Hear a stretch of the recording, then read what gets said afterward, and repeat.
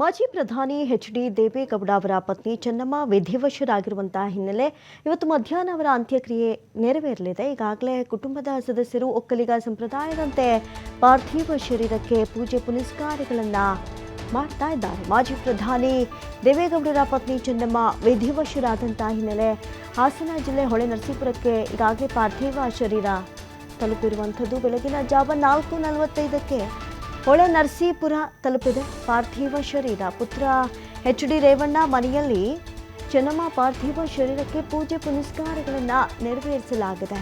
ಒಕ್ಕಲಿಗ ಸಂಪ್ರದಾಯದಂತೆ ಕುಟುಂಬದ ಸದಸ್ಯರು ಸಂಬಂಧಿಕರಿಂದ ಪಾರ್ಥಿವ ಶರೀರಕ್ಕೆ ಪೂಜೆಗಳನ್ನು ನೆರವೇರಿಸಲಾಗ್ತಾ ಇದೆ. ಹಾಸನ ಜಿಲ್ಲೆ ಹೊಳೆನರಸೀಪುರಕ್ಕೆ ಪಾರ್ಥಿವ ಶರೀರ ತಲುಪಿರುವಂಥದ್ದು. ಈಗಾಗಲೇ ಬಹಳಷ್ಟು ಜನ ಬಂದು ದರ್ಶನವನ್ನು ಪಡೆದುಕೊಳ್ತಾ ಇದ್ದಾರೆ. ಎಚ್.ಡಿ. ರೇವಣ್ಣ ಅವರ ನಿವಾಸದಲ್ಲಿ ಪಾರ್ಥಿವ ಶರೀರವನ್ನು ಇಡಲಾಗಿದ್ದು, ಪಾರ್ಥಿವ ಶರೀರಕ್ಕೆ ಪೂಜೆ ಪುನಸ್ಕಾರಗಳನ್ನು ನೆರವೇರಿಸ್ತಾ ಇದೆ ಕುಟುಂಬ ಹಾಗೂ ಸಂಬಂಧಿಕರು. ಜೊತೆಗೆ ಹಿರಿತಲೆ ಒಂದು ಮನೆಯಲ್ಲಿ ಬದುಕಿ ಬಾಳದಂಥವರು ಅನ್ನಪೂರ್ಣೇಶ್ವರಿ ಅಂತಲೇ ಈಗಲೂ ಜನ ಅವರನ್ನು ಕರೀತಾ ಇದ್ದಾರೆ. ಅದರಲ್ಲೂ ಕೂಡ ಬಹಳಷ್ಟು ಸಿಬ್ಬಂದಿ ಅವರ ಮನೆಯಲ್ಲಿ ಕರ್ತವ್ಯವನ್ನು ನಿರ್ವಹಿಸ್ತಾ ಇರ್ತಾರೆ. ಎಲ್ಲರನ್ನೂ ಸಮಾನವಾಗಿ ಕಾಣುವಂತಹ ಸುಂದರ ಮನಸ್ಥಿತಿ ಇದೆಯಲ್ಲ, ಆ ಮನಸ್ಥಿತಿ ಚೆನ್ನಮ್ಮ ಹೊಂದಿದ್ರು. ಆ ಸಂಸ್ಕಾರವೇ ಇವತ್ತು ಇಷ್ಟು ಜನ ಬಂದು ನಮಸ್ಕಾರ ಮಾಡಿ ಹೋಗ್ತಾ ಇದ್ದಾರೆ. ಅದರಲ್ಲೂ ಕೂಡ ದೇವೇಗೌಡರ ಕುಟುಂಬದ ಮೌನ ಶಕ್ತಿ ದೇವತೆಯಾಗಿ ತಾನು ಮನೆಯಲ್ಲಿ ನಿಂತು ಹೊರಗಡೆ ಇಷ್ಟೆಲ್ಲ ಜನಸೇವೆಯನ್ನು ಮಾಡೋದಕ್ಕೆ ಅವಕಾಶ ಕೊಟ್ಟಂತಹ ಆ ಮಹಾತಾಯಿಯ ದರ್ಶನವನ್ನು ಪಡೆದುಕೊಳ್ತಾ ಇದ್ದಾರೆ. ಹಾಗಾಗಿ ಬದುಕಿ ಬಾಳಿದಂತಹ ತುಂಬಿದ ಮನೆಯನ್ನು ನಡೆಸಿದಂತಹ ಆ ದಿಟ್ಟ ಮಹಿಳೆಗೆ ಈಗ ಎಲ್ಲರೂ ಕೂಡ ನಮಸ್ಕಾರ ತಿಳಿಸ್ತಾ ಇದ್ದಾರೆ. ಜೊತೆಗೆ ಪೂಜೆ ಪುನಸ್ಕಾರಗಳನ್ನು ಮಾಡಲಾಗ್ತಾ ಇದೆ. ಮುತ್ತೈದೆ ಸಾವನ್ನು ಪಡೆದುಕೊಂಡು ಕಣ್ಮುಚ್ಚಿದಂತಹ ಚೆನ್ನಮ್ಮ ಅವರಿಗೆ ಕುಟುಂಬ ಸದಸ್ಯರಿಂದ ಸಂಬಂಧಿಕರಿಂದ ಪಾರ್ಥಿವ ಶರೀರಕ್ಕೆ ಪೂಜೆ ಪುನಸ್ಕಾರಗಳನ್ನು ನೆರವೇರಿಸಲಾಗಿದೆ. ಒಕ್ಕಲಿಗ ಸಂಪ್ರದಾಯದಂತೆ ಪೂಜೆ ಪುನಸ್ಕಾರಗಳು ನೆರವೇರ್ತಾ ಇದೆ. ಅಂತಿಮ ವಿಧಿವಿಧಾನಗಳು ಕೂಡ ಒಕ್ಕಲಿಗ ಸಂಪ್ರದಾಯದಂತೆ ನೆರವೇರಲಿದೆ. ಈಗಾಗಲೇ ಪುರೋಹಿತರೆಲ್ಲ ಅಲ್ಲಿ ಸೇರಿದ್ದು ಹಲವು ಪೂಜೆಗಳನ್ನು ಕೂಡ ನೆರವೇರಿಸಿದ್ದಾರೆ. ಅಪಾರವಾದಂತಹ ದೈವ ಭಕ್ತರಾಗಿದ್ದವರು ಚೆನ್ನಮ್ಮ ಆಗಿರ್ಬೋದು, ಇವತ್ತಿನ ಎಚ್.ಡಿ.ಕೆ ಅಥವಾ ಎಚ್.ಡಿ.ಡಿ ಕುಟುಂಬ. ಬಹುಶಃ ಅವ್ರ ಕಾಲ್ಗುಣವೂ ಒಂದು ಕಾರಣ ಇರ್ಬೋದು. ಅವರ ಎಲ್ಲದಕ್ಕೂ ಒಂದು ಶಕ್ತಿಯಾಗಿ ನಿಂತಹ ಮಾತೃಶ್ರೀ ಚೆನ್ನಮ್ಮನವರು ಇವತ್ತು ನಮ್ಮನ್ನು ಅಗಲಿರೋದು ಅತ್ಯಂತ ದುಃಖಕರ.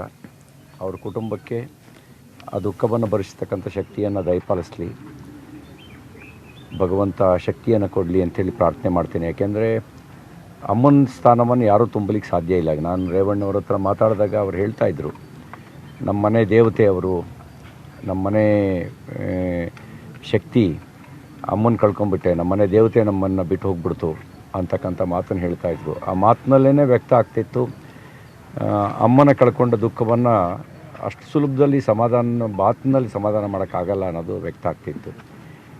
ಅವರ ಅಗಲಿಕೆ ದುಃಖವನ್ನು ಭರಿಸ್ತಕ್ಕಂಥ ಶಕ್ತಿಯನ್ನು ಕುಟುಂಬಕ್ಕೆ ಭಗವಂತ ದಯಪಾಲಿಸಲಿ, ಅವರ ಆತ್ಮಕ್ಕೆ ಸದ್ಗತಿ ದೊರಕಲಿ ಅಂಥೇಳಿ ನಾನು ಭಗವಂತನಲ್ಲಿ ಪ್ರಾರ್ಥಿಸ್ತೀನಿ.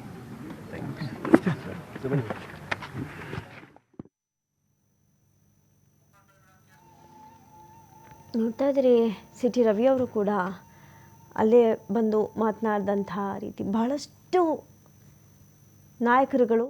ಶ್ರೀ ದೇವೇಗೌಡ ಕುಟುಂಬ ಅಂಥ ಕುಟುಂಬದಲ್ಲಿ ಅವರ ಮನೆಯವರು ಅಮ್ಮನವರಾದಂಥ ಚೆನ್ನಮ್ಮನವರು ಆ ಕುಟುಂಬವನ್ನು ರಾಜಕೀಯವಾಗಿ, ಧಾರ್ಮಿಕವಾಗಿ, ಸಾಮಾಜಿಕವಾಗಿ ಎಲ್ಲ ರೀತಿಯಲ್ಲೂ ಪೋಷಣೆ ಮಾಡಿ ಇವತ್ತು ದೇವೇಗೌಡರ ಒಂದು ಗೆಲುವಿನ ಹಿಂದೆ ಇರುವಂಥ ಶಕ್ತಿ ಅಮ್ಮನವರಾದಂಥ ಚೆನ್ನಮ್ಮವರು ಅಂದರೂ ತಪ್ಪಾಗಲ್ಲ. ಇವತ್ತು ಅವರು ನಮ್ಮ ಜೊತೆಲಿಲ್ಲ. ಅವರ ಏನು ಒಂದು ಅತ್ಯಂತವಾದಂಥ ಆತ್ಮೀಯ ಕುಟುಂಬ ದಿನಗಳು ಮೆಲುಕನ್ನು ಹಾಕುವಂಥದ್ದು ಅವರ ಕುಟುಂಬ ವರ್ಗದವರು ಮಾಡ್ತಾಯಿದ್ದಾರೆ. ಈಗಾಗಲೇ ತಾವುಗಳು ಅದನ್ನು ಮಾಧ್ಯಮದ ಮೂಲಕ ತೋರಿಸಿದ್ದೀರ. ಇವತ್ತು ಆ ದುಃಖವನ್ನು ತಡ್ಕೊಳ್ಳುವಂಥ ಶಕ್ತಿ, ಯಾಕಂದರೆ ಭಾಳ ಆತ್ಮೀಯವಾಗಿ ಕುಟುಂಬ ಬೆಸಗೆ ಆಗಿದ್ದು ನಾವು ನೋಡಿದಂಥ ಸಂದರ್ಭದಲ್ಲಿ ಪ್ರತಿಯೊಬ್ಬ ರಾಜಕಾರಣಿ ಮನೆಯಲ್ಲೂ ಚೆನ್ನಮ್ಮನಂಥ ಒಬ್ಬ ಮಡದಿ ಇದ್ದರೆ ರಾಜಕಾರಣವಾಗಿ ಆ ಕ್ಷೇತ್ರ ಇರ್ಬೋದು, ಆ ರಾಜ್ಯ ಇರ್ಬೋದು, ಹೇಗೆ ಅಭಿವೃದ್ಧಿ ಆಗುತ್ತೆ ಅನ್ನುವಂಥದ್ದನ್ನು ನಾವುಗಳು ಒಂದು ಆತ್ಮಾವಲೋಕನ ಮಾಡ್ಕೊಬೋದು. ಹಾಗಾಗಿ ಚೆನ್ನಮ್ಮನವರು ಇವತ್ತು ನಮ್ಮ ಜೊತೆ ಇಲ್ಲ, ಅವರ ನೆನಪುಗಳಿದೆ.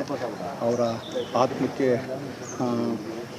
ಏನು ಒಂದು ಶಾಂತಿ ಸಿಗಲಿ ಅನ್ನುವಂಥದ್ದನ್ನು ನಾನು ಈ ಸಂದರ್ಭದಲ್ಲಿ ಹೇಳೋದಕ್ಕೆ ಇಷ್ಟಪಡ್ತೀನಿ.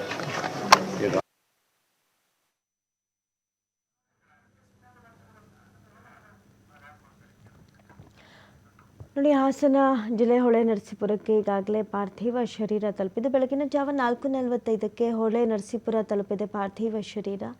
ಪುತ್ರ HD ರೇವಣ್ಣ ಅವರ ಮನೆಯಲ್ಲಿ ಚೆನ್ನಮ್ಮ ಅವರ ಪಾರ್ಥಿವ ಶರೀರಕ್ಕೆ ಕುಟುಂಬಸ್ಥರು, ಕುಟುಂಬದ ಸದಸ್ಯರು ಹಾಗೂ ಸಂಬಂಧಿಕರಿಂದ ಪೂಜೆ ಪುನಸ್ಕಾರಗಳನ್ನು ನೆರವೇರಿಸಲಾಗಿದೆ.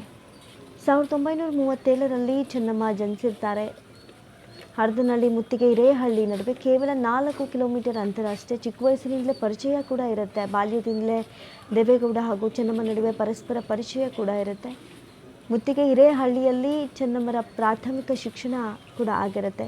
ಹಳೆಕೋಟೆ ಶಾಲೆಗೆ 5 ಕಿಲೋಮೀಟರ್ ನಡ್ಕೊಂಡು ಹೋಗಿ SSLC ಶಿಕ್ಷಣವನ್ನು ಪೂರ್ಣಗೊಳಿಸಿರ್ತಾರೆ. ಮುಂದಿನ ವಿದ್ಯಾಭ್ಯಾಸಕ್ಕೆ ಅವಕಾಶ ಸಿಗದೆ ಶಿಕ್ಷಣವನ್ನು SSLCಗೆ ಮುಗಿಸಿರ್ತಾರೆ. ಅದಾದ ನಂತರ ಮೇ 25, 1954ರಲ್ಲಿ HDD ಜೊತೆಯಲ್ಲಿ ಮದುವೆ ನಿಶ್ಚಯ ಆಗುತ್ತೆ. ಮದುವೆ ಆಗುತ್ತೆ. ಆಗ ದೇವೇಗೌಡರಿಗೆ 21 ವರ್ಷ ಆಗಿರುತ್ತೆ. ಸಿವಿಲ್ ಕಾಂಟ್ರಾಕ್ಟರ್ ಆಗಿ ಕೆಲಸ ಮಾಡ್ತಾ ಇರ್ತಾರೆ. ಜೊತೆಗೆ ಚೆನ್ನಮ್ಮ ಅವರು ಕೂಡ ಬಹಳಷ್ಟು ತುಂಬಿದ ಕುಟುಂಬದಿಂದ ಬಂದಿರ್ತಾರೆ. ಜೊತೆಗೆ ಒಂದು ರೀತಿಯಾದಂಥ ಸೆಟಲ್ಡ್ ಫ್ಯಾಮಿಲಿಯಿಂದ ಬಂದು ದೇವೇಗೌಡ ಅವರನ್ನು ಮದುವೆಯಾಗಿರ್ತಾರೆ. ಅವ್ರು ಬಂದಂತಹ